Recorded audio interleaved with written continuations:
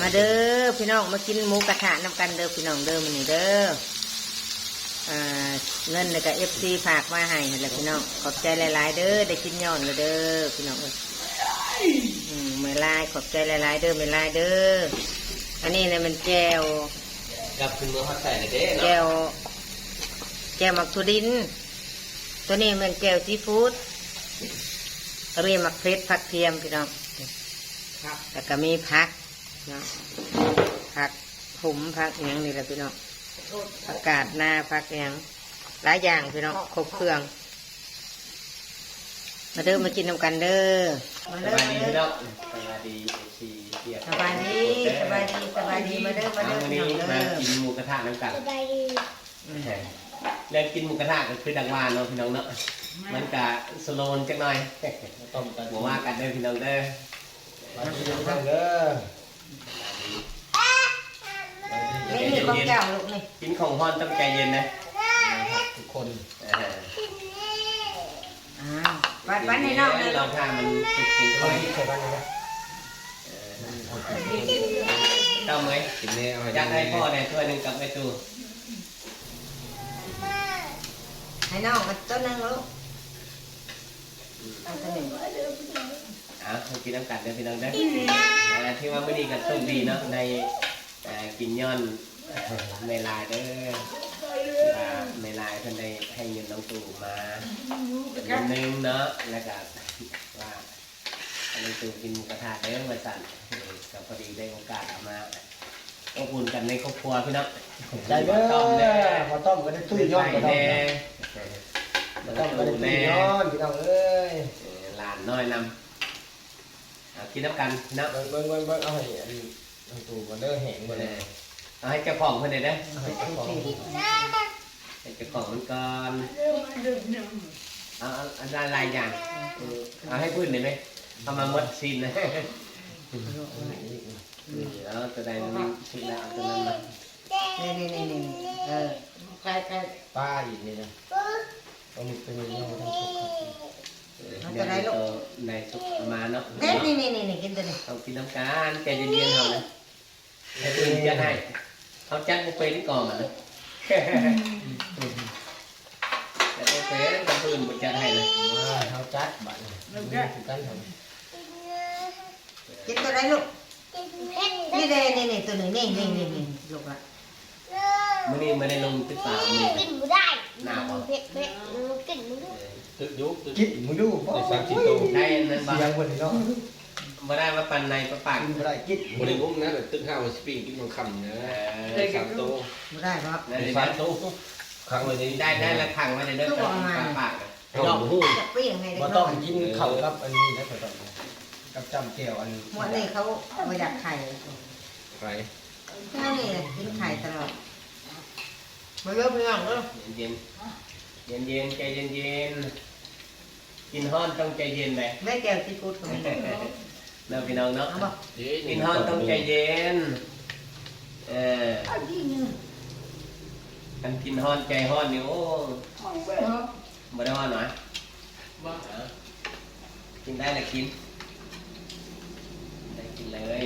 มาเริ่มเรื่องเอาบ่ข่าว นี่เด้เก็บไป กินข้าวเฉพาะพี่น้องจะแซ่บ ถึงแล้วเด็ก กินแล้วแรงพี่น้องเลยกินอะไรนี่บ่อยู่ เลยแซ่บบ่เดี๋ยวแซ่บเนาะ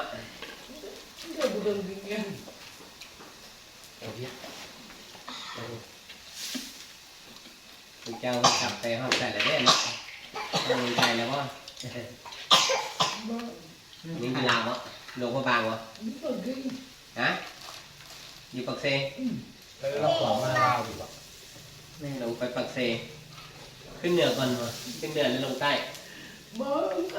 ลงใต้ก่อนยังสิขึ้นเหนือป้าเธอ เอาแล้ว คือว่าประเทศลาวนี่เลาะทั่วเนาะ เราไปดูแหวกวะ มาให้สมทั่วเลาะให้สมใจเด้อไม่ลายเด้อตอนกับหมู่คณะของ ไป เพิ่น หมู่หลายคน เมืองลาวก็ถือว่าโอ้มีลายบอลที่ว่านาเบิ่งนาส่งได้ เดี๋ยววันมาเลยพาตึกปลากิน สิได้อยู่มันบ่ได้มาแน่เนาะคันเป็นมาแน่ก็แซ่ลูกๆนี่แหละลงตึกปลาเฮ็ดสุกิน บ่ยากดอก ปลูกไฟปลาซึ่งกันกินจะคาดกันได้นะในใจนะ มันของง่ายๆนี่แหละเล่นน้ำมันนี่ มันก็ เออ ใหม่แล้ว มาเตะเนาะ เอาเลยไหม ในกินข้าวร่วมกันจะคาดกันได้ก็ยังดีใจได้พี่น้องเลยอยากให้พี่ให้น้องพยายามกินข้าวร่วมกันแบบนี้แหละคงเคยฮักเคยแข่งกัน เอา เด้ แต่ของเล็กน้อยเห็นว่ามีแต่ผมเอามือกัน บ่มีซื้อเอาไป ยั แล้ ด ว น้ำมันนี่ ใส่ ได้นี่แล้วล่ะ จะกินไปทำไมก่อนแล้ว อ้าวห่อนคนน่ะ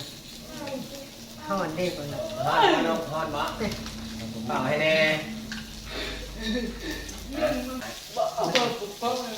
อะแต่ปกครองเอ้ยเด็กน้อย3 เดือนนี่เนาะเบิ่ง ทุกวันจำ เด็กน้อย3 เดือนแต่แพ้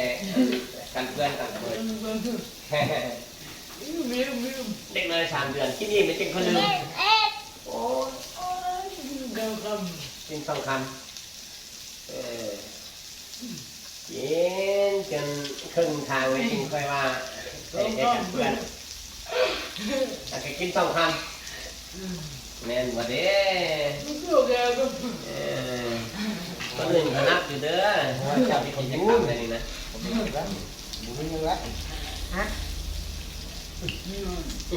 ตูไปกินกาแฟเหรอ มื้อนี้บ่ได้กินข้าวเพลนโอ้ย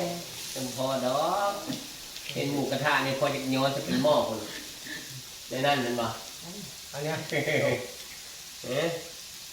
กินได้โดน ตักเอาเลยเด้อตักเอาเลยเด้อ เอาจะได้แล้วเต้ยเต้ยเต้ยนะ ให้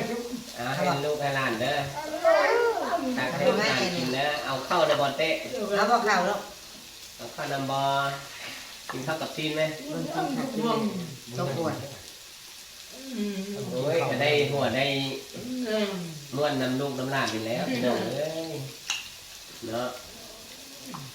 อยู่กับลูกกับม่วนแบบหนึงดูกับหลานก็ม่วนไปอีกแบบหนึงเด้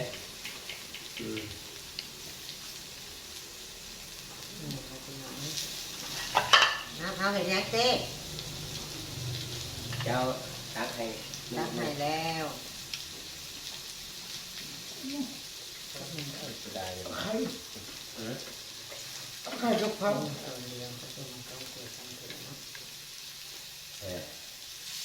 อะเอาไข่วะ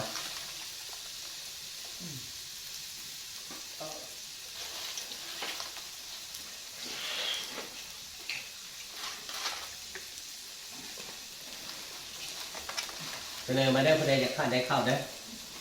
นี่มีซินปิ้งสุกเลยนี่เอาเลยเอาไข่กับเขา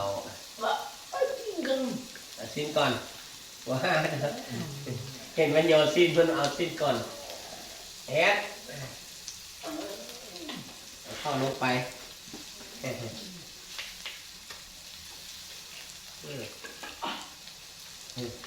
เข้ากระห้อนซินกระห้อน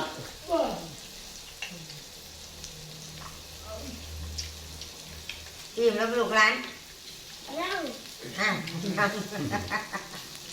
เอาตัวไรเอาตัวไรเอานี่บ่